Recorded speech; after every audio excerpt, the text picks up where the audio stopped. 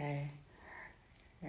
Yeah. So that's Mark 11 and 24. And sometimes in that, uh, what we are believing for, what we are um, going before God for.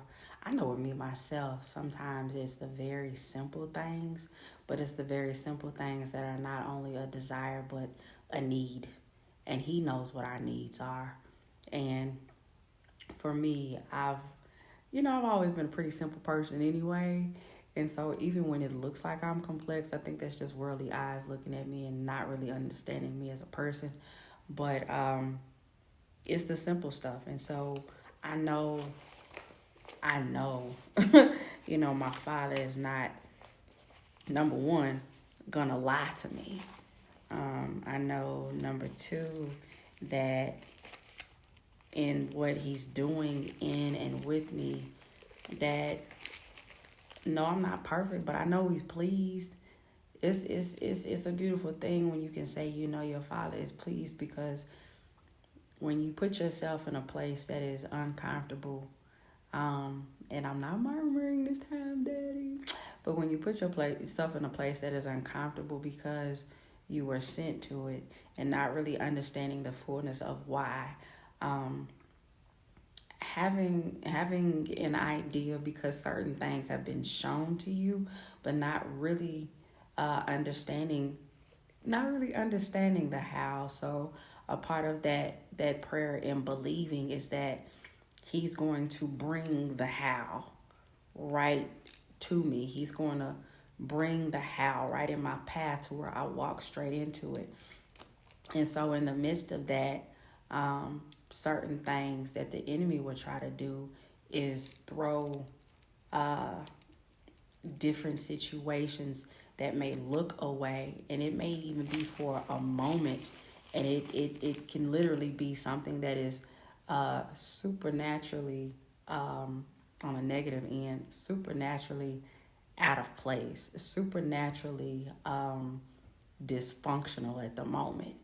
And it looks a way that it really is not, even in a natural, like in a way that it really is not, to try and make you think differently, to try to make you believe differently, and to try to make you say the wrong thing. And so the more that you really sit in the confession of what you know it is that God is doing, has done, has already done, and will continue to do, then the realness, I guess you could say, is brought back to the forefront. And sometimes, it can be such an impulsive moment of like, that you're like, and you spat out the wrong thing. And thank God today I didn't spat out the wrong thing. But I'm not gonna lie, it was like something in my spirit and in my heart that was like, wait a minute. But it sent me back to a place of like, Lord, you are not going to do this to me, because I know what you said to me multiple times. And I know that though I haven't been perfect, I've been in alignment for the most part of what I'm supposed to be doing. And even though doubt sometimes tries to creep up, my faith is still in what he's told me, because I can't shake it. I can't let it go. When you can't shake it and you can't let it go, then you know that's what it is.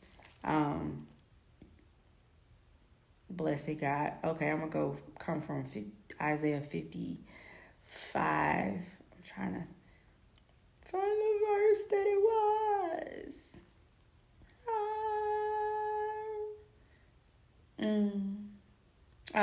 Come to me with your ears wide open.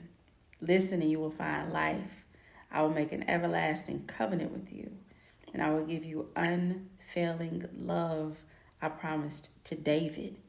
See how I used him to display my power among the peoples? I made him a leader among nations. You also will command nations you do not know. And peoples unknown to you will come running to obey, because I, the Lord your God, the Holy One of Israel, have made you glorious.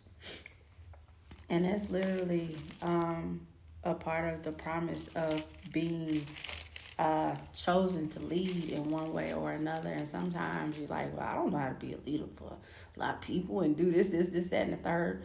And that's not what he's asking you. Like, he knows our abilities and things that we are, ignorant of as well.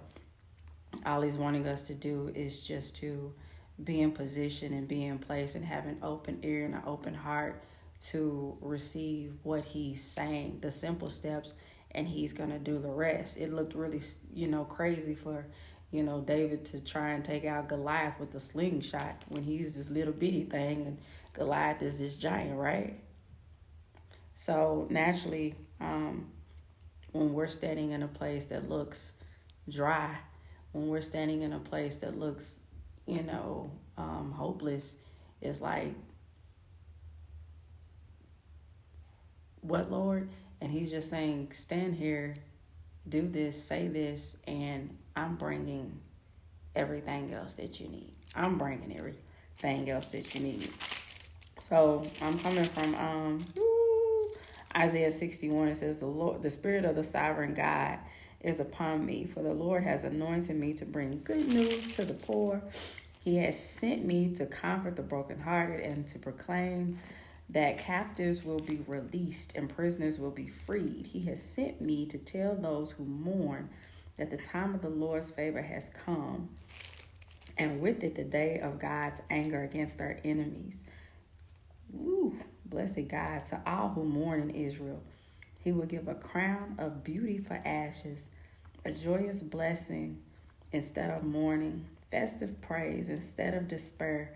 And in their righteousness they will be like great oaks that the Lord has planted for his own glory. Ain't that what we here for? To glorify him. So in whatever it is, wherever he's placing us, sometimes he makes it look so crazy, even to us, for our testimony's purposes. So sometimes he'll make it look so crazy. He'll make it feel so uncomfortable for a moment. And literally, sometimes it's just a moment. For a moment. But he wants us to use that moment as a part of our testimony. He wants us to use that moment for a part of our testimony to let others know what he did, literally. When it looked crazy. And we were ready to just be like, oh. That's what made me think about y'all. So, and his wife, because she was at that point, like, just curse God and die. And sometimes with us, we're so frustrated because it looks away, and it's just like, it feels like it's the same. It feels like, and it looks like the same circle that we're going in. Is just like, Lord, I didn't step outside the lines this time. Like, I stayed in place. Like, I stayed in place. I stayed in place this time. So that's where the enemy comes in, to make us waver, to try to make us waver in our confession, to make us waver in our thought process, to make us waver in what we're believing, because we've been professing, and I know I've been professing, the things, because I see it. And when you see something spiritually, it's just like, it's hard to let that go. It's hard to not believe that, because that's what the truth is. And then some natural stuff starts coming in your face, and it looks believable. But it's like that counterfeit truth.